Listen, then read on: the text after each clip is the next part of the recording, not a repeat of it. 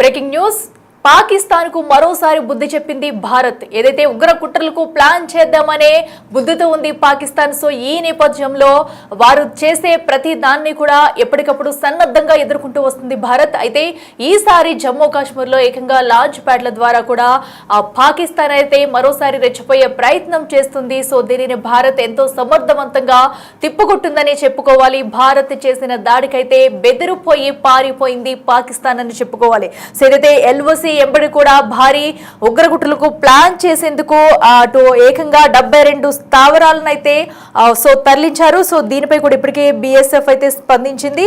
Launch pods తరలింపునైతే BSF అయితే ధృవీకరించిందనే చెప్పాలి. ఏదైతే లాంచ్ ప్యాడ్ ద్వారా కూడా లోపలికి పాక్ అయితే వచ్చే ప్రయత్నం చేసింది, లోపలికి వాటిని తరలించే ప్రయత్నం చేసింది. సో దీనిని ఎంతో సమర్థవంతంగా ఎదుర్కొంటూ వాటిని తిప్పుకొట్టింది భారత్. దీంతో భారత్ దెబ్బకైతే పాకిస్తాన్ బెదిరిపోయి పారిపోయిందని చెప్పాలి. మనం చూడొచ్చు పాకిస్తాన్ కి ఎన్నిసార్లు చెప్పినా కూడా తన వక్రబుద్ధి మార్చుకోకుండా భారత్ పై ఏదో ఒక రకంగా కూడా దాడి చేయాలనే కుట్ర పన్నుతూనే ఉంటుంది. సో ఎప్పటికప్పుడు దీన్నైతే ఎప్పటికప్పుడు సమర్థవంతంగా ఎదుర్కొంటూ వస్తుంది భారత్ అనే చెప్పుకోవాలి. ఇక బిఎస్ఎఫ్ అయితే సో ఎప్పటికప్పుడు ఎంతో చాకచక్యంగా వాటన్నిటిని ఎదుర్కొంటూ వస్తున్నారు. అయితే ఇప్పటికే లాంచ్ ప్యాడ్స్ తరలింపునైతే బిఎస్ఎఫ్ అయితే ధృవీకరించింది. ఇక ఆపరేషన్ సింధూర్ తర్వాత సియల్ కోట్ జఫర్వాల్ సమీపంలో 12 లాంచ్ ప్యాడ్లు అలాగే ఎల్ఓసి వెంబడి మరో 60 లాంచ్ ప్యాడ్లు ఏర్పాటు చేసినట్లయితే గుర్తించారు. సో దీంతో అటు ఏదైతే ఏకంగా ఎల్ఓసి వెంబడి 60 లాంచ్ ప్యాడ్లు అయితే ఏర్పాటు చేసినట్టు తెలుస్తుంది. అయితే ప్రభుత్వం ఆపరేషన్ సింధూర్ ను మరోసారి ప్రారంభిస్తే లాంచ్ ప్యాడ్లపై దాడికి బిఎస్ఎఫ్ సన్నద్ధంగా ఉన్నట్టు కూడా తెలుస్తుంది. సో దీంతోనే అటు పాకిస్తాన్ అయితే బెదిరిపోయిందని చెప్పుకోవాలి. సో ఏదైతే ఇటు భారత్ పై పగ తీర్చుకునేందుకు కానివ్వండి, లేదంటే ఏదో ఒక రకంగా కుట్ర పన్నుతూ ఉగ్ర కుట్ర పన్నడానికైతే పాకిస్తాన్ రెడీగా ఉంటుందని చెప్పుకోవాలి. ఇటు ఎల్ఓసి వెంబడి ఎప్పుడు చూసినా కూడా ఏదో ఒక గందరగోళం సృష్టిస్తూ వస్తుంది. సో ఆపరేషన్ సింధూర్ తర్వాత కూడా పాక్ వక్రబుద్ధి మారలేదని చెప్పుకోవచ్చు. సో దీంతో మనం చూడొచ్చు. సో ఇప్పటికే ఎన్నోసార్లు మాటలు తూటాలు పేల్చుతూ ఉంటుంది పాకిస్తాన్. అయితే తమ వక్రబుద్ధిని ఎప్పటికప్పుడు చూపించుకుంటూనే ఉంటుంది. సో ఈ నేపథ్యంలో ఇప్పుడు ఏదైతే లాంచ్ ప్యాడ్లను అడ్డం పెట్టుకుని కూడా సో ఇలాంటి దాడులకు పాల్పడుతుందని చెప్పుకోవాలి. ఇక జమ్మూ లోయ నుంచి ఉగ్ర క్యాంపులను అయితే తరలించారని చెప్పాలి. సో ఇక అప్పుడు ప్రస్తుతం అయితే భారత్ దెబ్బకు పాకిస్తాన్ బెదిరిపోయిందని చెప్పుకోవచ్చు. సో మొత్తంగా చూసుకున్నట్టయితే కూడా భారత్ అప్రమత్తతో సో భారత్ నుంచి ఎప్పటికప్పుడు ఎదురు దెబ్బ తగులుతూనే ఉన్నా కూడా పాకిస్తాన్ అయితే ఇంకా బుద్ధి రావడం లేదని చెప్పుకోవాలి. ఏదైతే అటు లాంచ్ ప్యాడ్లను అయితే ప్రధానంగా చేసుకుని మరికొన్ని ఉగ్ర కుట్రలకు పాల్పడుతుందని చెప్పుకోవాలి. ఇక లాంచ్ ప్యాడ్ల ద్వారా భారత్ లోకి చొరబాటు చేసేందుకైతే ప్రయత్నించి చొరబాటు చేశారు. ఇక ఉగ్రదాడులకు కూడా మరోసారి పాకిస్తాన్ అయితే యత్నం చేసిందని చెప్పాలి. వీటన్నింటిని కూడా ఎంతో సమర్థంగా ఎదుర్కొంది భారత్ అని చెప్పాలి. ఇక మనం చూసుకున్నట్టయితే 2016లో ఉరిదాడి అలాగే 2019లో కూడా పుల్వామా దాడికి లాంచ్ ప్యాడ్ శిబిరాలే దోహదపడ్డాయని చెప్పాలి. సో ఇప్పుడు కూడా వాటిని అడ్డం పెట్టుకునే పాకిస్తాన్ అయితే భారత్ పై మరొకసారి కక్ష తీర్చుకునేందుకు ఉగ్రకుట్ర పన్నేందుకు కూడా రెడీ అవుతుంది. బట్ భారత్ ఎప్పటికప్పుడు వాటన్నిటిని సమర్థంగా ఎదుర్కొంటూ వచ్చి అటు పాకిస్తాన్ కి బుద్ధి చెప్తున్నా కూడా పాకిస్తాన్ బుద్ధి మారడం లేదని చెప్పాలి. సో మరోసారి ఉగ్రకుట్ర పన్నేందుకు కూడా పాకిస్తాన్ అయితే ఇలాంటి కుట్రలకు పాల్పడుతుందని చెప్పుకోవాలి. సో ప్రస్తుతం అయితే అటు ఎల్ఓసి వెంబడి కానివ్వండి జమ్మూ కాశ్మీర్ లో ప్రతి చోట కూడా ఏదో ఒక అలజడి సృష్టించేందుకు పాకిస్తాన్ రెడీగా ఉంటుంది. సో దీన్నైతే ఎప్పటికప్పుడు ఖండించేందుకు అటు బిఎస్ఎఫ్ కూడా సన్నద్ధంగా ఉన్నట్టు కూడా తెలియజేస్తున్నారు. ఇక మరింత సమాచారం మా ప్రతినిధి శివ అందిస్తారు. శివ చెప్పండి, మనం చూస్తున్నాము పాక్ వక్రబుద్ధి అయితే ఎప్పటికప్పుడు మరొకసారి బయట పెట్టుకుంటూనే వస్తుంది. సో ఈ నేపథ్యంలో ప్రస్తుతం ఏదైతే లాంచ్ ప్యాడ్ల ద్వారా కూడా ఉగ్రకుట్రకైతే ప్లాన్ చేస్తుంది, ఇప్పుడు అక్కడ తాజా పరిణామాలు ఏంటి, అసలు ఎల్ఓసి వెంబడి సిచ్యువేషన్స్ ఎలా ఉన్నాయి?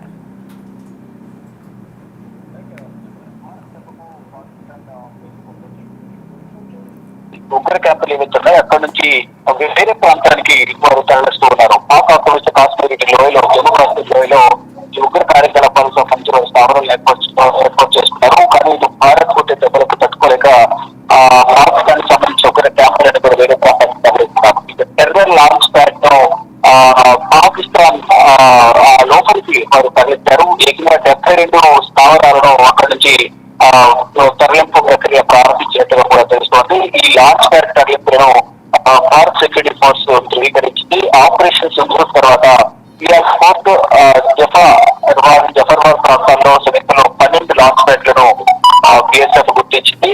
ఎల్ఓసి వెంబడి మరో 60 లాంచ్ ప్యాడ్లను కూడా వారు ఏర్పాటు చేసుకున్నారు పాకిస్తాన్ వాళ్ళు. ఇక ప్రభుత్వం ఆపరేషన్ సింధూర్ మరోసారి ప్రారంభిస్తే లాంచ్ ప్యాడ్లపై దాడికి సందర్భం అవుతున్నట్టు కూడా బిఎస్ఎఫ్ సిద్ధమైంది. దీనికి సంబంధించి అధికారులు ప్రకటించారు. దీంతో పాకిస్తాన్ ఎప్పుడు ఎటు నుంచి భారత్ దాడి చేస్తుందో, బోర్డర్ సెక్యూరిటీ ఫోర్స్ ఎక్కడి నుంచి దాడి చేస్తారో సైట్లోనే అక్కడి నుంచి లాంచ్ ప్యాడ్లని కూడా వేరే ప్రాంతానికి చేశారు. లాంచ్ ప్యాడ్ల ద్వారా భారత్ లోకి చొరబడేందుకు ఉగ్రవాదులకు పాకిస్తాన్ ప్రయత్నం చేస్తుంది. దీనికి ప్రతిగతిన భారత భద్రతా బలగాలు వారి ప్లాన్ లో తిప్పుకొచ్చే ప్రయత్నంలో భాగంగానే వారు కొన్ని ప్రణాళికలు సిద్ధం చేశారు. దానిలో భాగంగా ఒకవేళ ఆపరేషన్ సింధూర్ మళ్ళీ ప్రారంభిస్తుందంటే ఈ లాంచ్ ప్యాడ్లు కూడా మొత్తం 72 లాంచ్ ప్యాడ్లు ఏవైతున్నాయో అవన్నీ కూడా నష్టపోయే అవకాశం ఉంటుంది. కాబట్టి వేరే ప్రాంతానికి వారు కూడా తెలుసుకోవాలి. 2016లో ఉరి సెక్టర్ లో దాడి జరిగింది. తర్వాత 2019లో రోడ్ల పైన పుల్వామాలో దాడి జరిగింది.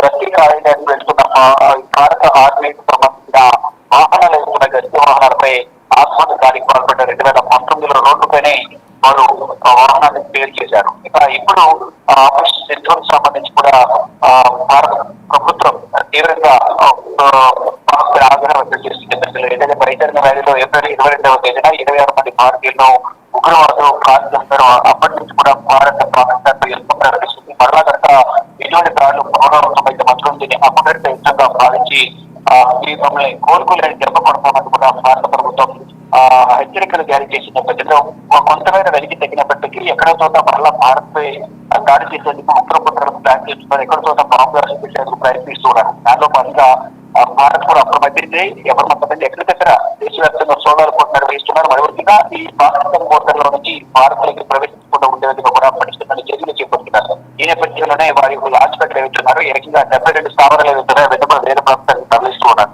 ఒకవేళ మరలా భారత్ ఆపరేషన్ సింధూర్ స్టార్ట్ చేస్తే లాంచ్ ప్యాడ్ కూడా ధ్వంసమయ్యే అవకాశం ఉంది. దాని ద్వారా పాకిస్తాన్ కు మరింత నష్టం వాటిల్లే అవకాశం ఉంది. కాబట్టి ఆ నష్టాన్ని జరగకుండా ముందస్తు జాగ్రత్తలు తీసుకుంటున్నారు. గతంలో 2016-2019లో జరిగిన దాడులు ఏవైతున్నాయో ఈ లాంచ్ ప్యాడ్స్ శిబిరాలే దోహదం చేశాయి. అక్కడి నుంచే వారు కార్యక్రమాలు కొనసాగించారు అనేది ప్రధానంగా భారత ప్రభుత్వం కానీ బోర్డర్ సెక్యూరిటీ ఫోర్స్ భద్రతా బలగాలు గుర్తిస్తాయి.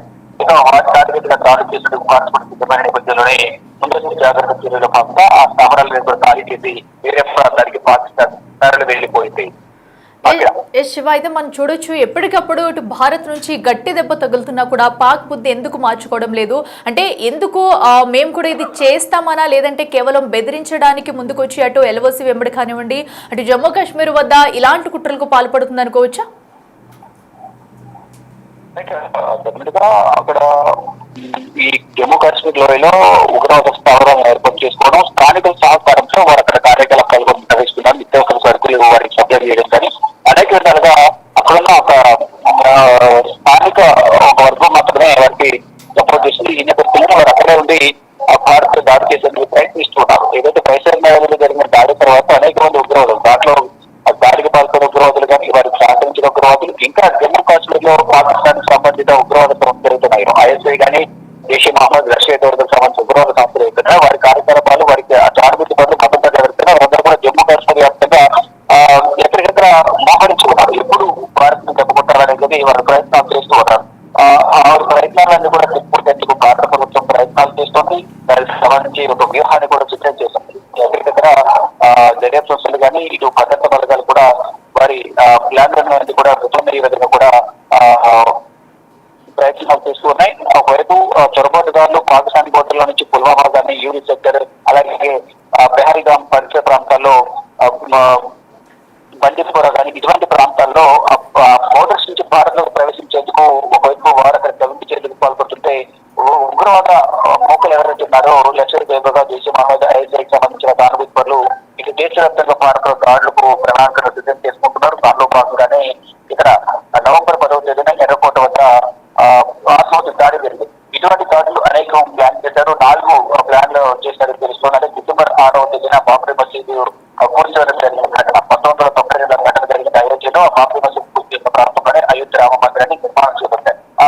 దానికి చిహ్నంగా దాడులు చేయాలి అనేది కూడా ప్రధానంగా పాకిస్తాన్ సంబంధించిన జైషే మహమ్మద్ కానీ ఇంకా ఏదైనా ఉగ్రవాద సంస్థలు ప్రయత్నిస్తున్నాయి. దానిలో భాగంగా డిసెంబర్ 6 కూడా భారీగా పేలుళ్లకు ప్లాన్ చేసినట్టు తెలుస్తుంది. ఆ పేర్లు అన్ని కూడా జరగకుండా ఉండే విధంగా కూడా ఇప్పటికే ఈ ఢిల్లీ పేర్లకు సంబంధించిన సోదరులు గారు ఎవరున్నారో వారు సహకరించిన వారు అందరూ కూడా అదుపులో తీసుకోవడం, ప్రజెంట్ వారందరినీ కూడా విచారిస్తున్న పరిస్థితి. ఆత్మవిచారికి పాల్పడిన ఉమ్మరు రవి సంబంధించిన కుటుంబ సభ్యులు కూడా అదుపులో తీసుకున్నారు. వారి కాంటాక్ట్ చేయాలి, వారితో సంబంధాలు ఉన్న వారందరూ కూడా అదుపులో తీసుకుని విచారిస్తున్నారు. ఈ నేపథ్యంలో ఎక్కడ కూడా ఏ ఒక్క చిన్న అవకాశం ఏ యొక్క ఆధారం దొరికినా వినియోగించుకుంటూ ఎక్కడ వదలకుండా ఈ ఉగ్రదాడి జరగకుండా అడ్డుకునే ప్రయత్నం అయితే భారత ప్రభుత్వం చేస్తుంది. దాంతో పాటుగా ఎక్కడికక్కడ పటిష్టమైన భద్రతను ఏర్పాటు చేస్తుంది. మరి ముఖ్యంగా ఈ పాకిస్తాన్ బోర్డర్ జమ్మూ కాశ్మీర్ లోయల్లో ఈ ఉగ్ర కార్యకలాపాలు అటవీ ప్రాంతాలు ఎక్కువగా జరుగుతున్నాయి కాబట్టి అక్కడ ఒకవైపు అక్కడ ఉగ్రవాదులు అక్కడ అడ్డుకోవడం, మరోవైపు ఇక్కడ రద్దీ ఉన్న ప్రాంతాల్లో ఇప్పటికే జనావాసాల్లో జనాల మధ్య సాధారణ జనాల ఉగ్రవాదులు కళ్ళు తిరుగుతూ రెక్కి నిర్వహిస్తూ కూడా ఇక్కడ బాంబు దాడికి పాల్పడుతున్నారు. గతంలో కూడా నవంబర్ 10వ తేదీన కూడా ఆత్మహత్య దాడికి పాల్పడిన ఉమర్ నబీ కూడా మొత్తం ఢిల్లీకి రప్తగా ఫరీదాబాద్ లో 10వ తేదీన ఉదయం 8 గంటలకు బయలుదేరి బాసూర్పేట మీద ఢిల్లీకి వచ్చి ఢిల్లీ నుండి వివిధ ప్రాంతాల్లో రెక్కి నిర్వహించి ఫైనల్ గా ఎయిర్పోర్ట్ వద్ద సిగ్నల్ దగ్గర ట్రాఫిక్ ఎక్కువ సమయంలో ఈ బాంబు బ్లాస్ట్ ఆత్మహత్య దాడికి పాల్పడ్డారు. దాంట్లో 14 మంది వరకు చనిపోయారు. అనేక మంది గాయాల వాళ్ళు ఇప్పటికీ కూడా ఆసుపత్రిలో లోక్ నాయక్ జయప్రకాష్ ఆసుపత్రి ట్రీట్మెంట్ పొందుతున్నారు. ఇలా ఇటువంటి దాడులు జరగకుండా ఒకవైపు పాకిస్తాన్ ప్రవేశించడానికి పాల్పడుతూ జమ్మూ కాశ్మీర్ అడవుల్లో ప్రవేశించి అక్కడ జనాల్లో అలజడులు సృష్టించడానికి అక్కడ ప్రయత్నిస్తున్నారు. మరోవైపు ఇటు బహిరంగంగా రెడ్డి ప్రాంతాల్లో బాంబు బ్లాస్ట్ ప్లాన్ చేసుకున్నారు. ఇవన్నీ కూడా అన్ని విధాలా ఎదుర్కొని అడ్డుకుని వారందరినీ కూడా కట్టడి చేయాలని భారత ప్రభుత్వం ప్రయత్నాలు చేస్తుంది. దానిలో భాగంగానే ఒకవేళ మళ్ళా పాకిస్తాన్ ఉగ్ర చర్యలకు పాల్పడితే ఫర్దర్ గా ఆపరేషన్ సింధూర్ ఇమీడియట్ గా స్టార్ట్ చేసే అవకాశం ఉంటుంది. కాబట్టి భారత్ ఈ నేపథ్యంలోనే ముందు జాగ్రత్త చర్యల భాగంగా జమ్మూ కాశ్మీర్ లోయలో ఉన్న 72 స్థావరాలు వెళ్తున్నాయో ఆ వదిలించి కూడా వేరే ప్రాంతానికి తరలించేందుకు ప్రయత్నాలు చేస్తున్నారు. దాదాపు అన్ని కూడా తరలించేసినట్టుగా కూడా భారత సంబంధించిన భద్రత బలగాలు బోర్డర్ సెక్యూరిటీ ఫోర్స్ కూడా ధృవీకరించింది. అదే okay, right Shiva, thank you. So చూస్తున్నాం కదా ప్రస్తుతం అయితే అటు ఎల్ఓసి వెంబడి కూడా పాక్ మరొకసారి ఉగ్రదాడులకు ప్రయత్నిస్తుందని చెప్పుకోవాలి. ఏదైతే లాంచ్ ప్యాడ్స్ ద్వారా కూడా అటును అడ్డు పెట్టుకుని సో దాడులకు కుట్ర పన్నేందుకు కూడా ప్రయత్నిస్తున్న పాక్ అయితే భారత్ మరోసారి బుద్ధి చెప్పిందని చెప్పుకోవాలి. సో ఈ నేపథ్యంలో ఇప్పటికే భారత్ ఎప్పటికప్పుడు సన్నద్ధంతో కూడా ముందుకెళ్తూ వాటిని తిప్పు కొడుతూ కూడా వస్తుంది. అయినా సరే పాక్ వక్రబుద్ధి మారడం లేదని చెప్పుకోవాలి.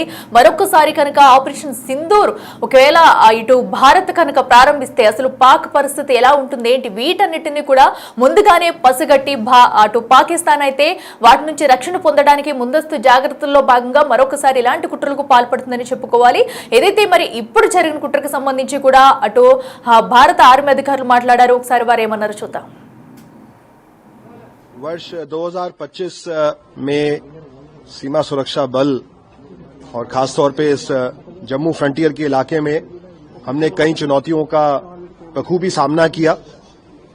सर्वप्रथम अप्रैल के पहलगाम हमले के बाद जब भारत द्वारा ऑपरेशन सिंदूर लॉन्च किया गया, इसमें जब पाकिस्तान ने इस ऑपरेशन को अपने ऊपर युद्ध माना, जबकि हमारी तरफ से हमला था आतंकी ठिकानों पर, उसके बाद बीएसएफ ने मुंह तोड़ जवाब दिया और इस जम्मू के इलाके में 118 पाकिस्तानियों पोस्ट को हमने बर्बाद किया, उनके सर्वेलेंस इक्विपमेंट को भारी नुकसान पहुंचाया, जिससे दुश्मन को काफी समय लगेगा उभरने के लिए। ऑपरेशन सिंदूर की सफलता के लिए हमारे बहादुर जवानों को सारा श्रेय जाता है। वो अपनी जान की बिना परवाह किए सीमा पर अडिग रहे और सीमावर्ती इलाकों में जो हमारे भाई बहन हमारे देश के नागरिक रहते हैं उनको दिन रात सुरक्षा की भावना देते रहे। हमारे 2 साथी इस दौरान शहीद हुए, सब इंस्पेक्टर मोहम्मद इम्तियाज और कांस्टेबल दीपक छिंगाकम, जिनको मरणोपरांत सरकार ने वीर चक्र से सम्मानित किया। और इसके अलावा हमारे कई सारे अधिकारियों को, अधीनस्थ अधिकारियों को और जवानों को गैलेंट्री मेडल से भी नवाजा। ये दिखाता है कि जब भी देश को जरूरत पड़ेगी, आवश्यकता रहेगी, तो सीमा सुरक्षा बल के बहादुर प्रहरी हमेशा उपस्थित रहेंगे और किसी भी परिस्थिति में वो देश की सीमा को नहीं छोड़ेंगे। हमने इस ऑपरेशन के माध्यम से अपने पड़ोसी, और अगर किसी प्रकार की इस प्रकार चुनौती रहेगी तो हमारी सभी आर्म्ड फोर्सेस और बॉर्डर पे, क्योंकि सीमा सुरक्षा बल प्रथम पंक्ति है, तो वो हर प्रकार की आने वाली चुनौती के लिए सक्षम है, तैयार है।